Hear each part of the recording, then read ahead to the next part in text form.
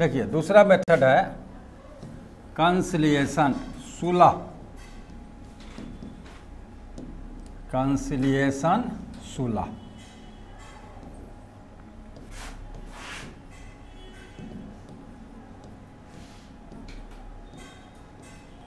सुलह, ठीक है। अब ये पिछला जो मेथड कलेक्टिव बार्गेनिंग या म्यूचुअल निगोशिएशन है वो बाईपार्टाइट है, दो दल दिखाई देता है, लेकिन यह मेथड जो है वो ट्राईपार्टाइट है, तीन दल इसमें दिखाई देगा, समझे, तीन दल इसमें दिखाई देगा। अब क्या मेथड में क्या कहता है कि जो गवर्नमेंट है वो कंसिलिएटर अपॉइंट करेगी, conciliator appointed by government.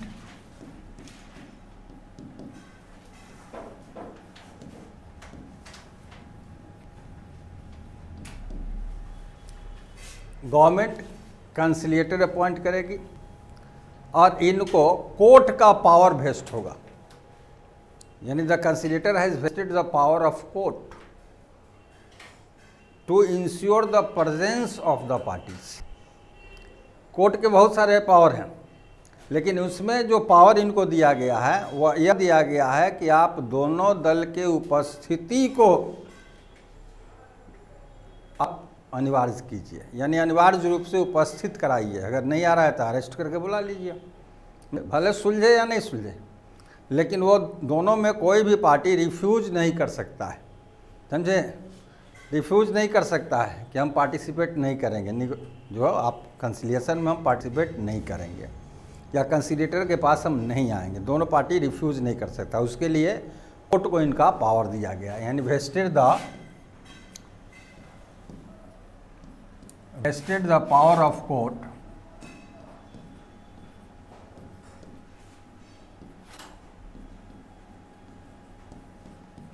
To ensure the presence of the parties.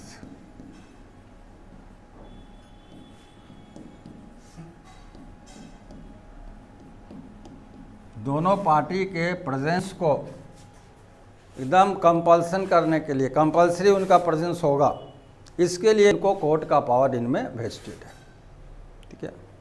अब गवर्नमेंट रेफर करेगी डिस्प्यूट को, गवर्नमेंट रेफर करेगी डिस्प्यूट को कहाँ, कंसिलिएशन में, कंसिलिएटर के पास जाएगा, ठीक है। कभी कभी क्या होगा कि एक कमिटी बना दिया जाएगा और कभी जो है कहेगा कि आप एम्प्लॉयर के रिप्रेजेंटेटिव, वर्कर के रिप्रेजेंटेटिव को बुला लीजिए, और कभी कमिटी बना दिया जाएगा। कमिटी में क्या होगा कि जो भी रिप्रेजेंटेटिव होंगे उनका नेम उसमें मेंशन हो जाएगा, जैसे एक्स और जेड, एक्स एम्प्लॉयर के प्रतिनिधि या एक्स वाई एम्प्लॉयर के प्रतिनिधि होंगे और डब्ल्यू जेड वर्कर के प्रतिनिधि होंगे, ये बाय नेम हो जाएगा। तो अगर ऐसा कर दें तो वो कमेटी बन जाएगा, नहीं समझे। अगर ऐसा नहीं करते हैं तो सीधे वो कंसिलिएशन कहलाएगा, नहीं, और वो बोर्ड कहलाएगा, बोर्ड ऑफ कंसिलिएशन, ठीक है, वो कमेटी बोर्ड ऑफ कंसिलिएशन कहलाता है। तो अब क्या है कि ये दोनों पार्टी को बुलाएंगे, एम्प्लॉयर के रिप्रेजेंटेटिव को बुलाएंगे, वर्कर के रिप्रेजेंटेटिव को भी बुलाएंगे। इनका काम है कि मोटिवेट करेंगे, समझे, फॉर सक्सेसफुल निगोशिएशन, यानी कि आप बातचीत कीजिए, उसके लिए मोटिवेट करेंगे, मॉनिटर करेंगे, समझे, और कोशिश करेंगे, एक कंसिलिएटर कोशिश करेंगे कि एक लिमिटेड पीरियड में, जो प्रेस्क्राइब्ड पीरियड है, उस प्रेस्क्राइब्ड पीरियड में वो डिस्प्यूट को सेटल करने संबंधी निर्णय हो जाए, उस डिस्प्यूट के समाधान के लिए निर्णय हो जाए।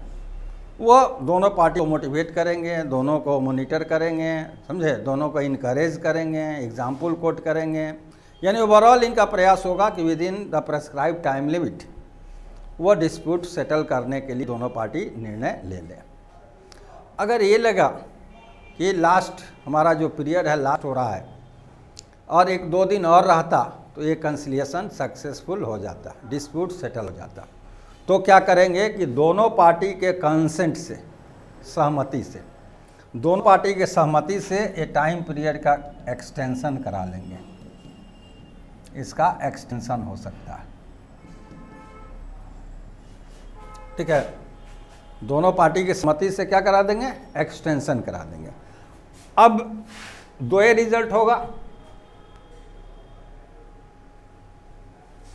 दो ही रिजल्ट हो सकता है, या तो डिस्प्यूट सेटल हुआ या नहीं सेटल हुआ, सेटल्ड हो गया या नहीं सेटल हुआ। अब इतने पीरियड में ये एक्सटेंशन का पीरियड है, नहीं भी एक्सटेंशन हो सकता है।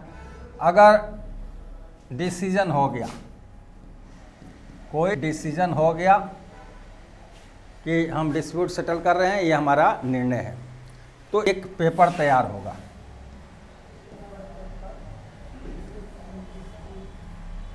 इस पर डेट हो जाएगा, क्या डिसीजन हुआ,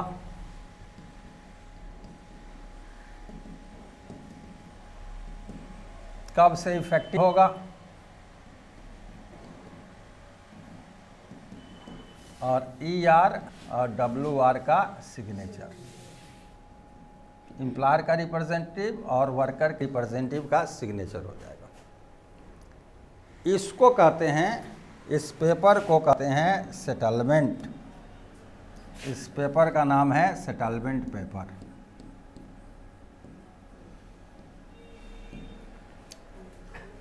चूंकि ये गवर्नमेंट के रिप्रेजेंटेटिव कराए हैं, तो यह अपने रजिस्टर में रजिस्टर्ड करेंगे, यह डिसीजन हो गया इस मैटर, इस डिस्प्यूट को सुलझाने के लिए इसके सेटलमेंट से रिलेटेड ये डिसीजन हम होगा, उसका एक नंबर डाल दिया जाता है, समझे।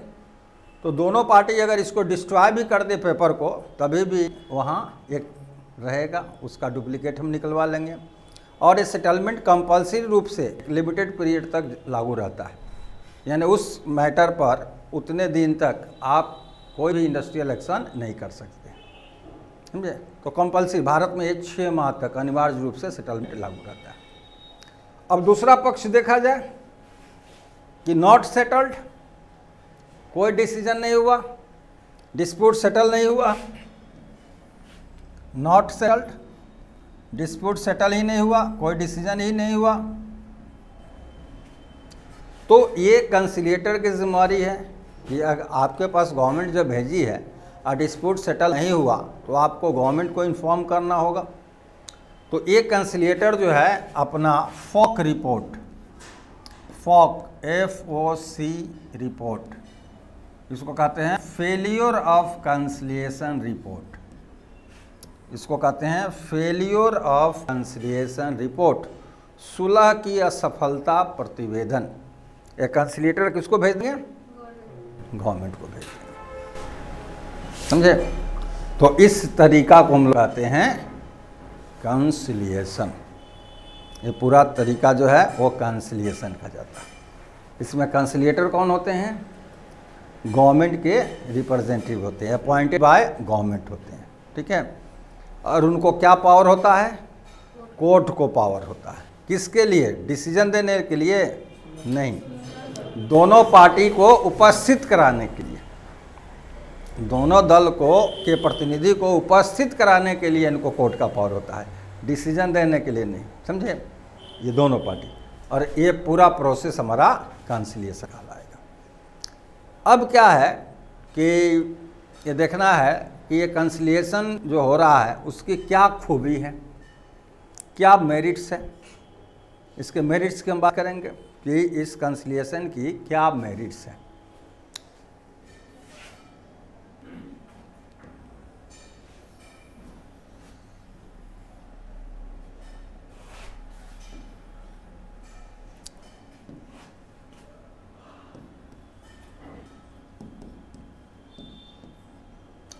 पहला मेरिट्स है कि there is possibility of dispute settlement within a prescribe time limit. ये निश्चित हो जाता है कि इतना दिन में विवाद समाधान की संभावना होगा, नहीं समझे, इतना दिन में विवाद समाधान हो जाएगा। तो पहला इसकी खूबी है कि पॉसिबिलिटी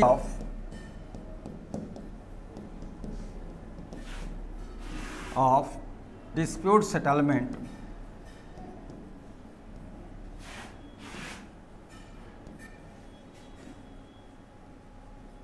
विदिन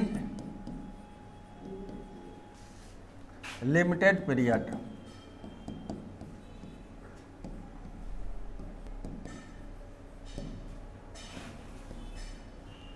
दूसरा खूबी है कि कंसिलिएटर होते कौन हैं?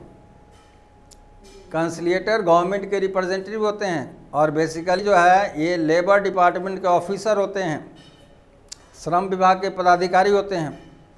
तो ये दो पार्टी है, एम्प्लॉयर और वर्कर, समझे। ये लाइसेंसिंग कौन करता है? लाइसेंसिंग लेबर डिपार्टमेंट का होता है। और ट्रेड यूनियन का रजिस्ट्रेशन कौन करता है? Labour department. लेबर डिपार्टमेंट जो है वो वर्कर कूदता है, जम करता है या इतना मिलिटेंसी दिखाता है, किसके बल पर? ट्रेड यूनियन के बल पर ना। तो ट्रेड यूनियन के बल पर आप इतने अपने आप को बलशाली महसूस करते हैं। ये ट्रेड यूनियन का रजिस्ट्रेशन का पावर वही लेबर डिपार्टमेंट को है। और जो इंडस्ट्रीज़ के रजिस्ट्रेशन होते हैं वो भी इस विभाग के तहत दिए जाते हैं। कारखाना का लाइसेंस ही तो खुद दे देता है या अदर ऑर्गेनाइजेशन का, समझे।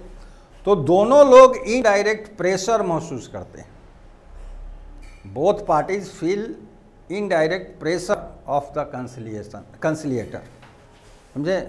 So there is possibility of dispute settlement. दोनों पार्टी चूंकि कंसिलिएटर का अप्रत्यक्ष दबाव महसूस करते हैं, इसलिए विवाद की समाधान की संभावना अधिक होता है, समझे। तो दूसरा खूबी है कि both parties feel pressure of कंसिलिएटर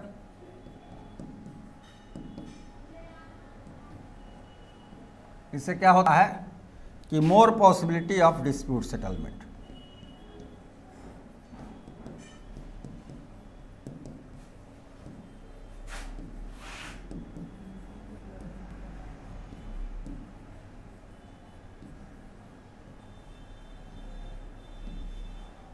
ठीक है, दोनों पार्टी इनडायरेक्ट प्रेशर महसूस करता है कि अगर नहीं समाधान करेंगे तो ये जो है कभी भी मौका निकाल के बदला ले लेगा, तुम्हारे बात को नहीं माने, एक्शन ले सकता है हम पर, समझे।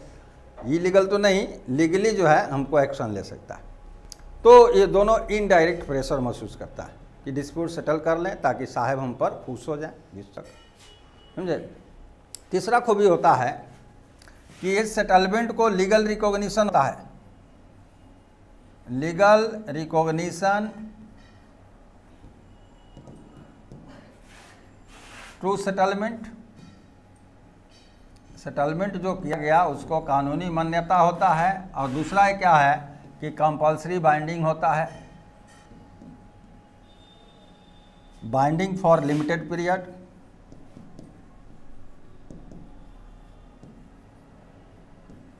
और लिमिटेड पीरियड तक अनिवार्य रूप से क्या होगा, वो बाध्यकारी होता है कि उस समय तक आप इस मैटर पर स्ट्राइक लॉकआउट नहीं कीजिएगा।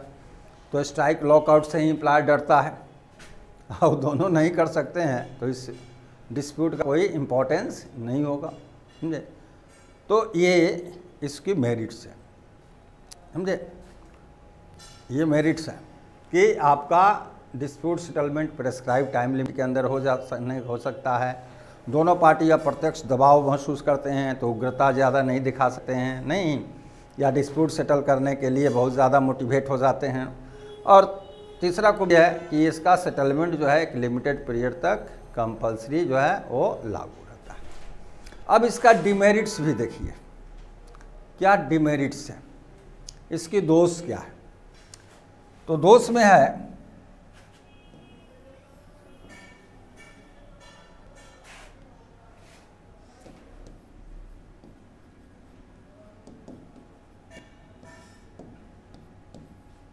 देखिए कि डिस्प्यूट का जो कॉज है एक सिंपल कॉज, जैसे वेज इन्हांसमेंट का सिंपल कॉज है, लेकिन कुछ कॉज जो साइकोलॉजिकल होते हैं बड़ा कॉम्प्लिकेटेड कॉज होते हैं। तो फॉर एग्ज़ाम्पल लीजिए कि एक छोटा सा हाथ के घाव का ऑपरेशन करना हो और हार्ट का ऑपरेशन करना हो, और दोनों के लिए एक ही टाइम फिक्स कर दीजिए। तो घाव के ऑपरेशन तो उतना टाइम में हो जाएगा, लेकिन हार्ट का ऑपरेशन उतना समय में नहीं होगा, समझे। तो ये जो है ये एक टाइम लिमिट है, उसमें नेचर ऑफ डिस्प्यूट के हिसाब से टाइम फिक्स नहीं किया जाता है। एक बार कानून में फिक्स है तो फिक्स है, समझे। जैसे भारत में कंसिलिएशन अफसर के लिए 14 दिन है, बोर्ड ऑफ कंसिलिएशन के लिए 2 माह है, तो ऑलरेडी फिक्स है। तो अगर नेचर ऑफ डिस्प्यूट बहुत कॉम्प्लिकेटेड हो तो टाइम लिमिट के कारण जो है, प्रेस्क्राइब टाइम लिमिट के कारण डिस्प्यूट का सेटलमेंट पॉसिबल नहीं होता है। एक्सटेंशन भी बहुत ज़्यादा आप दे नहीं सकते। ये नहीं कि 2 महीना है अब 2 महीना एक्सटेंशन देते रह गए, नहीं, वैसा नहीं होता है, समझे।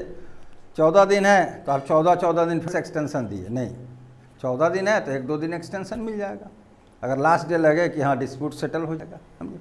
तो अगर नेचर ऑफ डिस्प्यूट कॉम्प्लिकेटेड हो, नेचर ऑफ डिस्प्यूट जो है वो कॉम्प्लिकेटेड हो,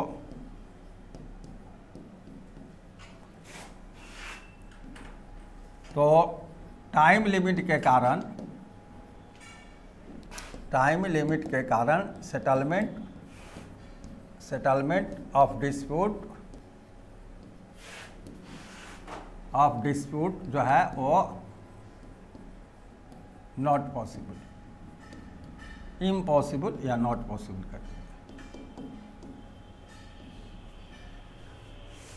सबसे बड़ा इसमें खराबी है कि टाइम लिमिट है यहाँ फिक्स, और उसके कारण जो है वो कुछ अगर नेचर ऑफ डिस्प्यूट बहुत कॉम्प्लिकेटेड हो तो वहाँ सेटलमेंट ऑफ डिस्प्यूट पॉसिबल नहीं होता है। दूसरा कि अगर आप किसी के प्रेशर में कंप्रोमाइज़ कर रहे हैं, कोई निर्णय ले रहे हैं, तो निर्णय क्या लॉन्ग टाइम तक एक्सेप्टेबल होगा, उसके लॉन्ग टाइम तक एक्सेप्टेबल नहीं हो सकता, समझे। बहुत ऐसे निर्णय होते हैं कि एक बार ले लिया तो 50 साल 100 साल उसकी वैलिडिटी रहता है, उसको लोग एक्सेप्ट किया करता है, समझे, विथ इंटरेस्ट। यहाँ अंडर प्रेशर किए हैं तो हो सकता है कि एक पार्टी जो है अपने आप को महसूस करे कि हमारे साथ चीटिंग हुआ है, नहीं, हमारा एक्सप्लॉयटेशन हो रहा है डिसीजन के कारण, तो वो तो टाइम लिमिट देखेगा कि जैसे इसका कंपल्सरी रूप से जो उतना टाइम तक वह एप्लीकेबल है, उसके जस्ट बाद हम क्या करें, इस मैटर पर से डिस्प्यूट करते हैं, समझे। अगर दोनों पार्टी बाई हार्ट अगर उस डिसीजन को ले रहे हैं तो वहाँ लंबा समय तक वो डिसीजन को एक्सेप्ट करेंगे, नहीं, उसको एंजॉय करेंगे, उसका वेलकम करेंगे। तो यहाँ दूसरा इसका होता है कि सम decisions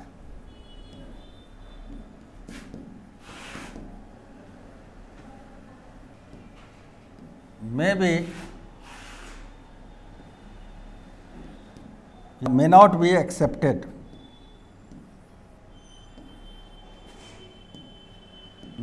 be accepted, by parties for longer period.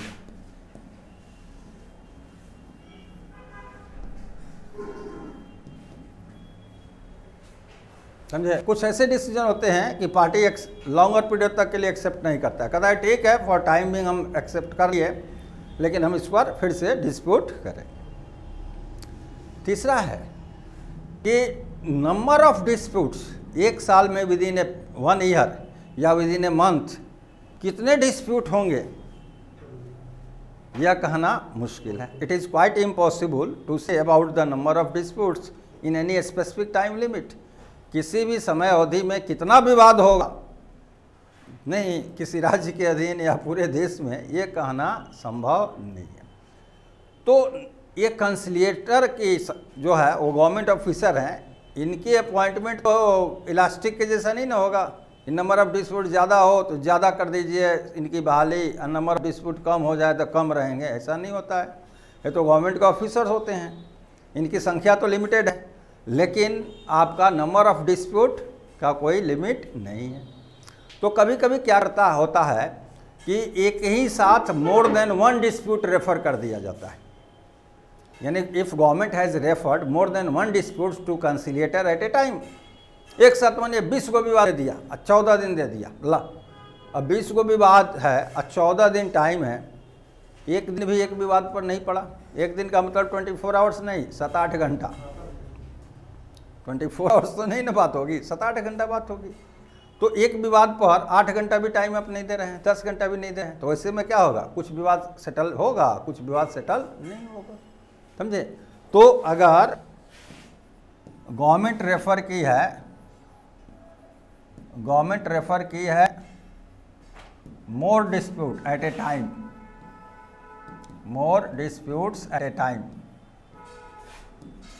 Time, किसको, टू कंसिलिएटर, तो अब यहाँ क्या होगा, सेटलमेंट ऑफ शॉर्ट डिस्प्यूट में नॉट पॉसिबल।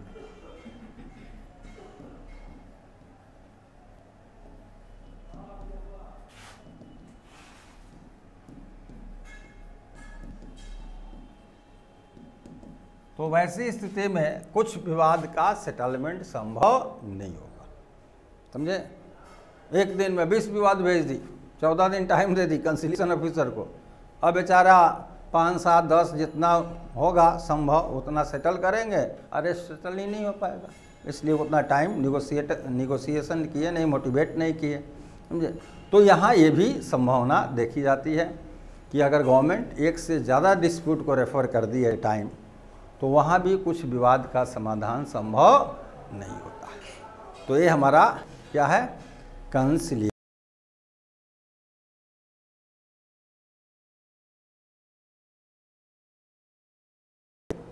अगला तरीका है मेडिएशन, मध्यस्थता।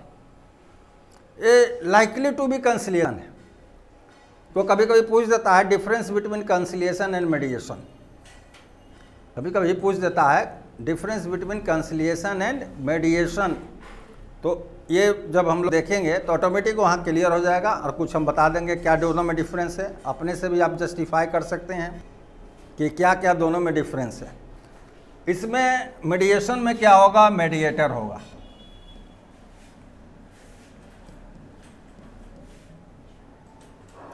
एनी पार्टी, एनी पर्सन,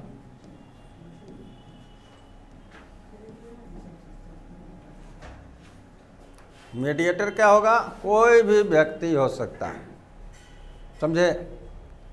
और ये किसके कंसेंट पर, दोनों पार्टी के कंसेंट पर, यानी बोथ पार्टीज के कंसेंट पर, दोनों दल के कंसेंट, सहमति से ये काम करेंगे, नहीं, दोनों पार्टी के सहमति से ये काम करेंगे बेचारा।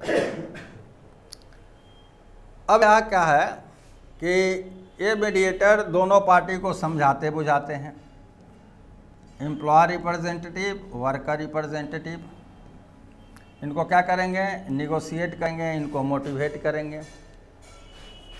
कोई टाइम लिमिट नहीं है, कोई टाइम लिमिट नहीं होता है। इनके पास डिस्प्यूट कौन ले जाएगा, any one of the party और बोथ पार्टी अलॉन्ग विथ, यानी दोनों पार्टी एक साथ ले जाएगा, चलिए वो मध्यस्थ हैं, या कोई एक पार्टी ले जाएगा, कहेगा कि आपको वो भी जानते ही हैं, ये मैटर को क्या कीजिए, सेटल करा दीजिए, सुलझा दीजिए, समझे। अब ये दोनों पार्टी को क्या करेंगे, समझाते हैं बुझाते हैं, यानी निगोशिएट दोनों से करेंगे, बातचीत करेंगे और दोनों को मोटिवेट करेंगे, अभिप्रेरित करेंगे फॉर सेटलमेंट ऑफ डिस्प्यूट। अब है कि दोनों पार्टी एग्री हो गया कि ठीक है और डिसीजन ले लिया, यानी दोनों पार्टी क्या किया, डिसीजन ले लिया, कोई टाइम लिमिट नहीं है, ये डिसीजन लिया for settlement of dispute, dispute settlement से संबंधित निर्णय ले लिया। तो ये निर्णय को क्या करेंगे, एक ड्राफ्ट करेंगे, उसी तरह से ये डेट हो जाएगा, क्या डिसीजन हुआ ये डिसीजन लिख देंगे, कब से डिसीजन इफेक्टिव होगा लिख भी सकते हैं, नहीं भी लिख सकते हैं, अगर लिख दिए तो उस डेट से, नहीं लिखे तो आफ्टर सिग्नेचर, ठीक है। और यहाँ दोनों पार्टी का क्या हो जाएगा, एम्प्लॉयर रिप्रेजेंटेटिव और वर्कर्स रिप्रेजेंटेटिव का सिग्नेचर हो जाएगा। ठीक है, ये जो पेपर तैयार हुआ इसको कहा जाता है एग्रीमेंट।